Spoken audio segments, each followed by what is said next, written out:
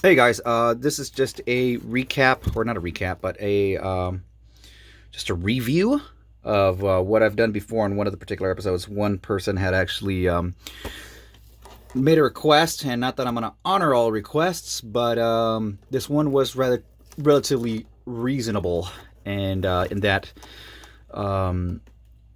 I could have showed it, I could have done it on that video, and I could have talked about it a little bit more, but I can go more in depth.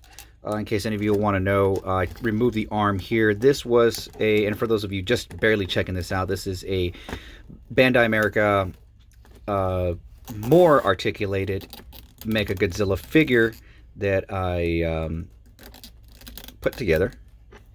And so I could go, this is the purpose of this particular video follow-up, is just to kind of explain how I went about doing it, what I used. So first of all, before I forget what it's called, Eclectic E6000 is one of the better. It's an industrial glue.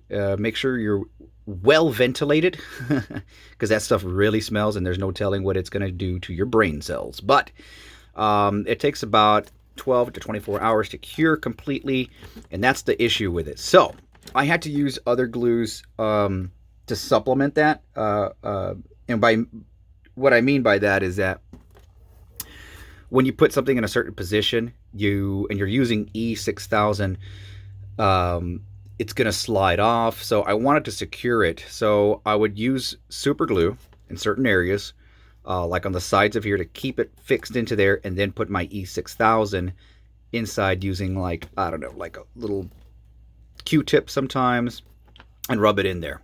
So it did take a couple of days because I didn't want to put one thing and then put another thing and then set it aside and use another thing. So I had to do it in phases. I did use, of course, an X-Acto knife to cut these areas here. I do want to go back and fill in some of these with epoxy mix, but these are the kind of joints that I use. They're Lego-ish. They're not the exact. And some of them I had to put I had to double it up there just so I could kind of fill in the space. If you double it up, it gives you more space to use. I couldn't have used a third one, though, because that started creating problems. And it's about spacing it out in the right area. If you go too deep, you're not going to get that bend that you want without sacrificing the back part. I did cut a little bit of the back part, so he gets a little bit more of a bend. So you cut the back area there, too. And you can see his hip bone area. Now, I was thinking of stuffing it with wires or doing something where I could just fill it in later on, but it kind of hides it pretty well too. It was just about planning and deciding where you're going to do it, how you're going to go about doing it. So that took a while. I was thinking, should I cut right here or right here? It seems to work a little bit better there because you get more of an angle that hides the joint. So, and yeah, I ran out of gray, so I had to use red. So I'm going to probably paint over that later, but it doesn't really show too much. These are from the friction is like a lot better on this as opposed to this. This is a little loosey-goosey. But this is, these are from a Bionicle kind of wannabe figure line that I found at a store called Five Below. And the joints are pretty small. They're not the big fat ones. They're a little smaller. And if I wanted to go back, what I can do with the friction joint here is I could put some what's it called? Nail polish remover, or nail polish rather, not remover, nail polish, or some super glue. But wait till it cures and then put the joint back on. It's going to be a lot nice and tighter like that. So I did use elbows. What's good about these ball and socket is that you can do dynamic moves. You can make his hand do this with that. So there was no need for me to put an extra one in the hand. Of course, I left the head as is because I didn't feel a need for it to be on a ball and socket. There is that middle torso that you can still move. You can still do that with a middle torso. I didn't even bother with the tail, to be honest with you. Didn't need it. But yeah, it's pretty simple, really. Again, now, what I use, glue gun, the glue gun is important for me because it's not going to hold everything. It's not going to keep everything in place as strong as the E6000 industrial glue. But what it does is that when I need to secure the spots, and I don't have enough super glue. You can still see some of the super glue residue, and I still need like to balance the super glue on there. I'll put some of that glue gun to kind of fill in. You can see a little bit of that glue gun in there before I put the E6000. Well, not really, but I would do that in certain areas where that were really tough to balance it out. Put the glue gun, let it cure. It cures quickly, so it kind of serves as a vice or something to rest on. It's not going to be your ultimate solution for keeping everything, but there's some spots that I noticed, like right here I put super glue on the edge of this, but on the very end of this, you can't really see it, that's where I had the E6000 to kind of keep it in place way back there, because if I were to pull it off, I didn't want the back part coming off. I wanted it as secure as possible. You can see there is a nice, yeah, there is a nice amount right there. I'm going to show you also inside. Look how they're crossed together, those two joints. So experiment, see what works with you. There's two of the small, there's one with a joint and there's one with without the joint of the ones that are like that big, that are like, they have like one or two in the back. They have two. The ones that only have two little dots or whatever, two joints or two whatever. Put those back to back. They gave me enough of a enough mass to where I can glue them. And if I put one more again, that probably wouldn't have worked out for me. It would have been a little bit too much. So I did a lot of, that's what took the most amount of time, is figuring that out. Same with inside here.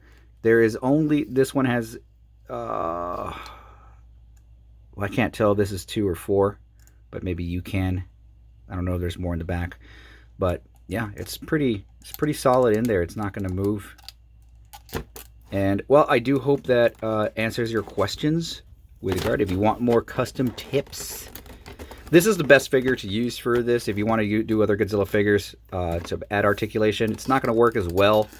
I was thinking maybe Gigan would be another good one to do. Let me see.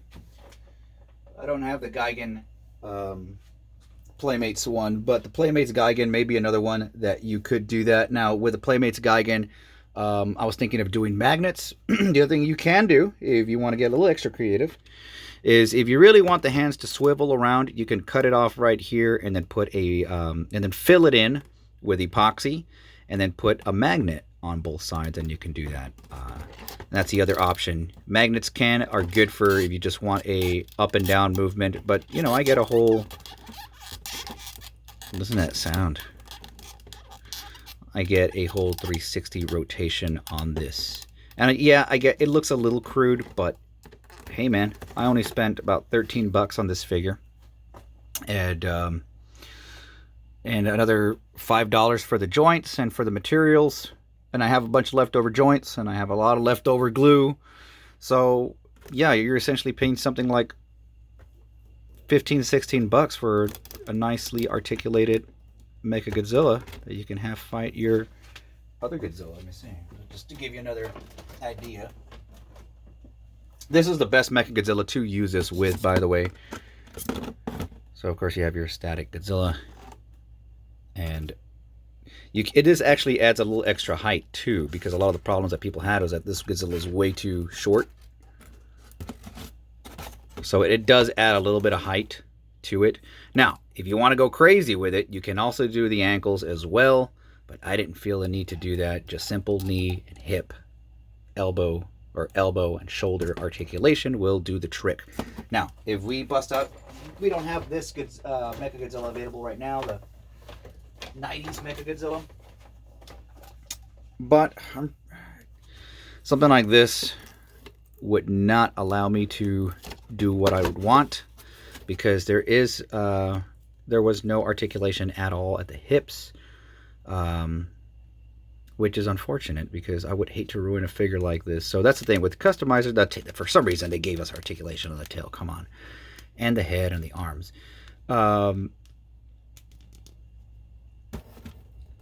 Mechagodzilla still is a character that is not very dynamic with his poses anyway, so that still works. But this just happened to be the right combination of stuff. Now, I am thinking of doing a Kiryu Uh, Tokyo SOS Godzilla Custom. There's a big one out there, and I'm pretty sure that I saw some bigger joints. Let's take a look at them right now since I have them available. And this is being re-released again. I mean, I've seen them at Target's 2020. What I would do with this one, I'm looking at it right now. It's already got the hip articulation. There are some big fat joints that I've seen at a place called Tuesday Morning with some particular action figure lines. But if you could find a big ball and socket joint, you can do something with him. The only thing I would really want to add is some knee articulation. I suppose some knee articulation would work with him as well, but he's kind of pre-posed, so that kind of sucks. I would want to do some repainting, and I think I could mask a lot of the wires over here and add new wires made of actual pliable material, like some black wire or something, by black tape. You can actually do something interesting with that and get a giant, fully posable Kiryu figure. The head is all right to me. I don't need to do anything there. And the arm, the elbow would probably be the other thing that I would try to change. I would just have to cut around right here and see what I can do and add new wires. I just need to look around and see if I could find some new wires. I'd like to buy another one of these just to customize, just to give them a paint job. But it's all up to you what you want to do with your figure. You can get creative. You can experiment. So as long as you have the, I guess, the funds to do that. If Target goes and starts clearancing these guys out, then I would fuck around with it. I would. Otherwise, leave it as is, and you know, because you might mess up, and that's the problem with customizing, is that you might end up messing up on it, and you end up getting so frustrated and don't want to do it again. So anyway, folks, that's all I got for this episode. I hope you got more insight. If you have any questions, feel free to let me know, and I will do my best to give you some more insight. Thank you. Take care. We'll see you later on.